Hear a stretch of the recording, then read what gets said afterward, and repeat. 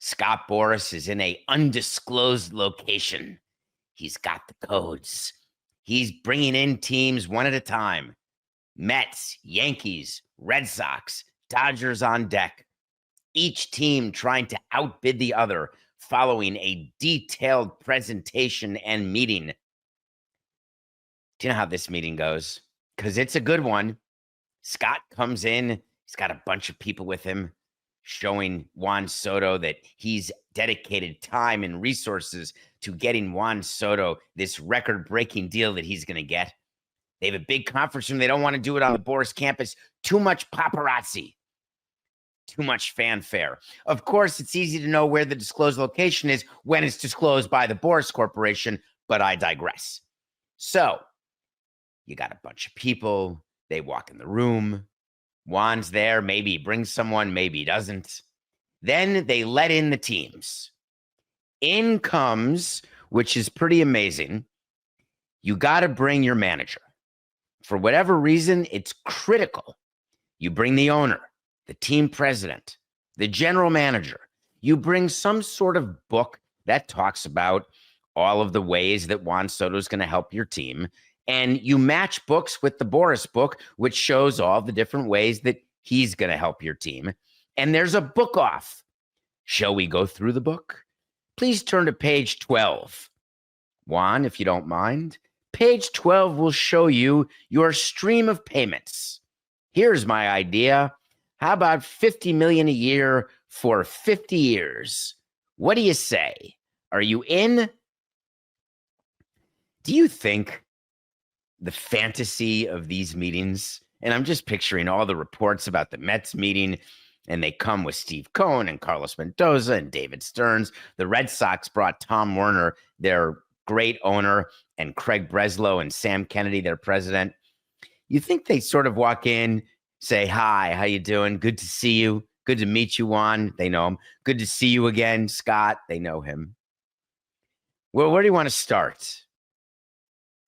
The way the meetings start is it's on the team to say to the player, we want you.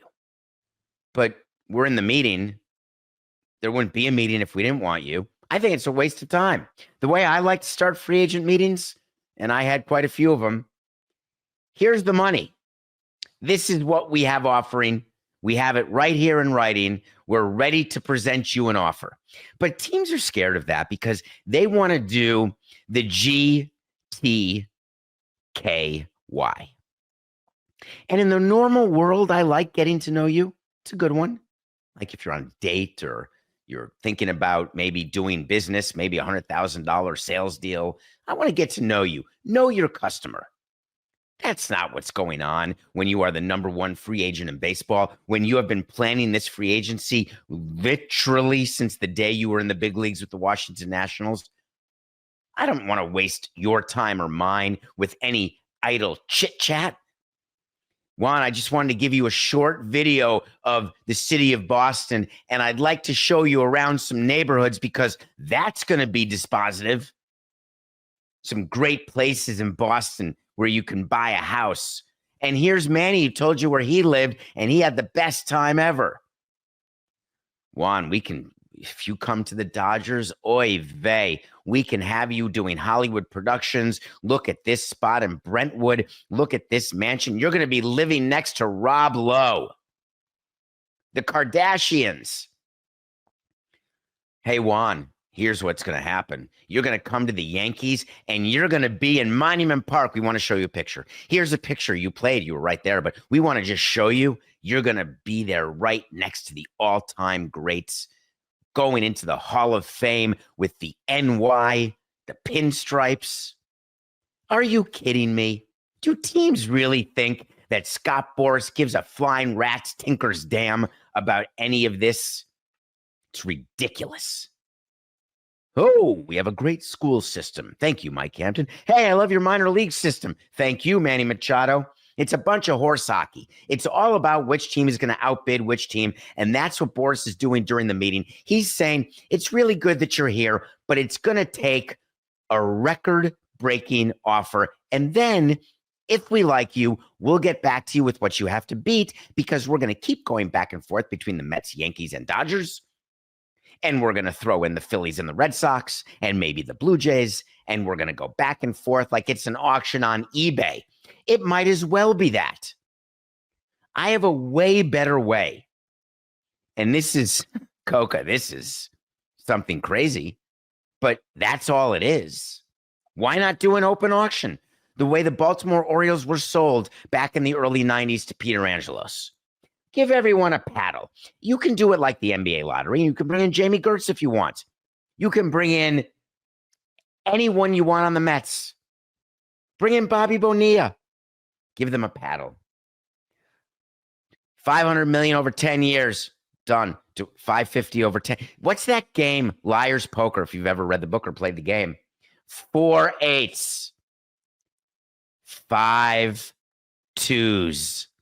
That's what the teams will do going back and forth. 661 with only 10% deferred present value of 475 over 12 years. Oh, I'm going to go better. I'm going to go 666 because we're dealing with the devil anyway. We might as well just lean into it.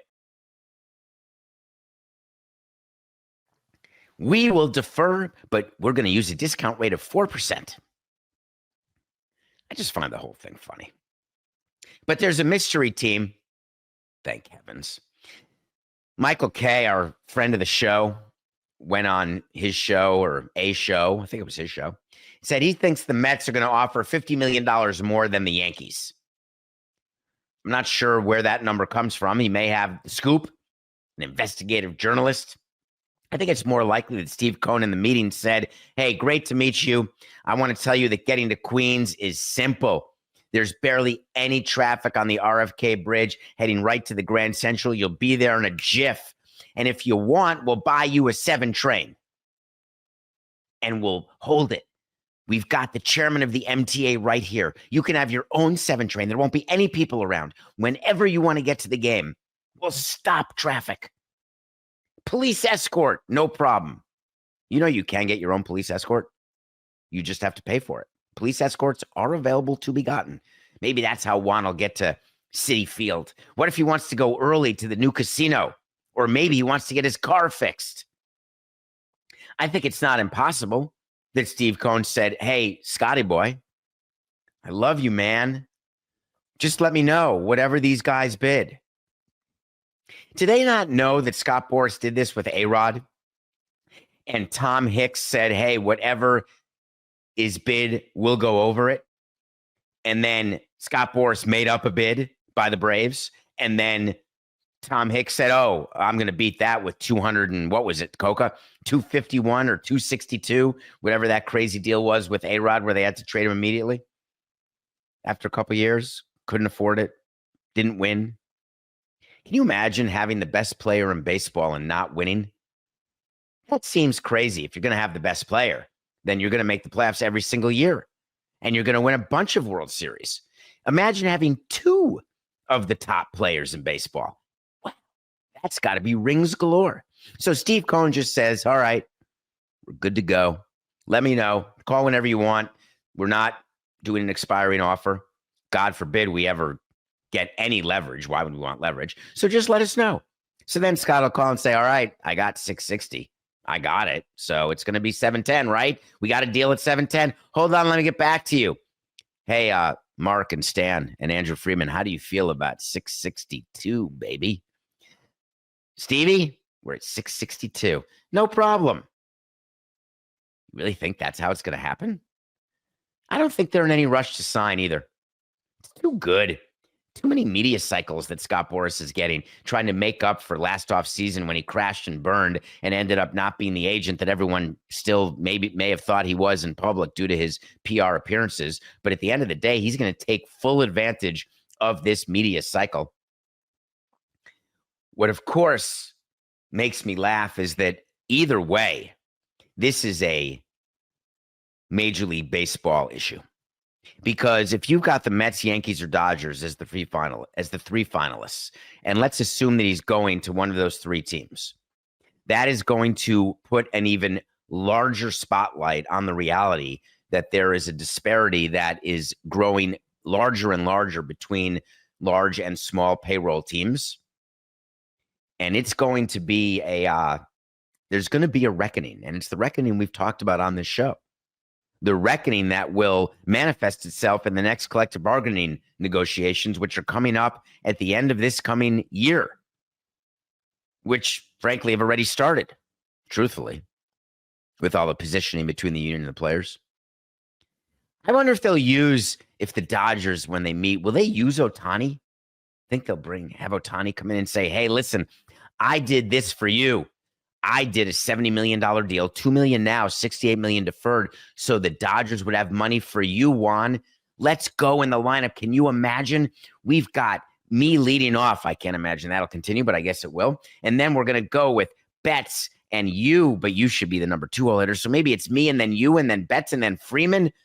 And then maybe they'll still sign Teoscar. The whole thing is a nightmare.